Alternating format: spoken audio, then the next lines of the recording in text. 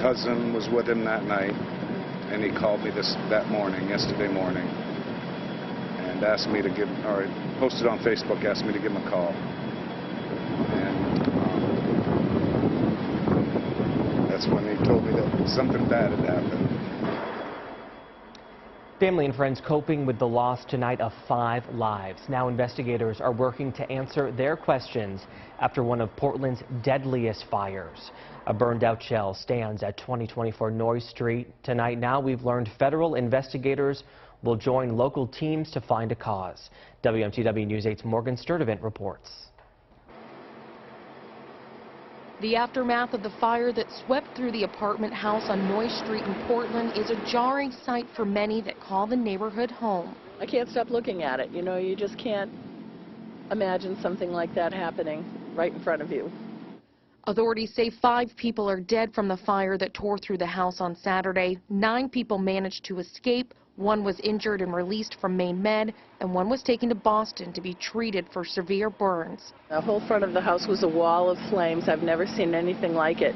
The fire was reported a little after 7 in the morning the day after Halloween. Witnesses say there was a party there the night before. Neighbors say the residents there were young and friendly. It was awful. And I think that everybody yesterday in the neighborhood was just in a state of shock because we knew the kids. A small memorial grew throughout the day for the ones that died in the fire. The bodies were taken to the state medical examiner's office to be examined and identified. When I was here yesterday afternoon when they were taking the bodies out of the building, and that was the worst thing I've ever seen in my life. It was awful. David Bragdon says his son lived there and believes he died in the fire and is waiting to hear the identities of the 5 lost and what caused the fire. Is it true? Is it real? You know, it's hard not knowing 100%. Hold your kids tighter than you ever have before. Tell them you love them. Tell them you love them. Don't forget. Don't ever miss an opportunity. Even if it sounds stupid, say it.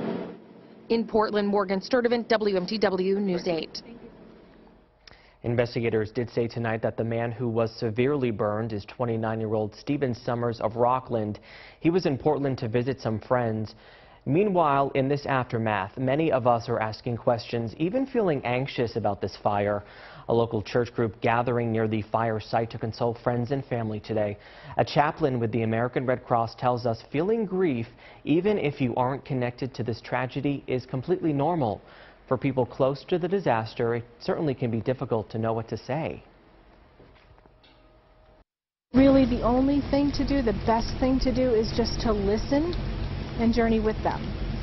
There's really no words that can comfort you when somebody's died, other than I hear you. So being a quiet, gentle presence and being ears, that's the best thing that you can do.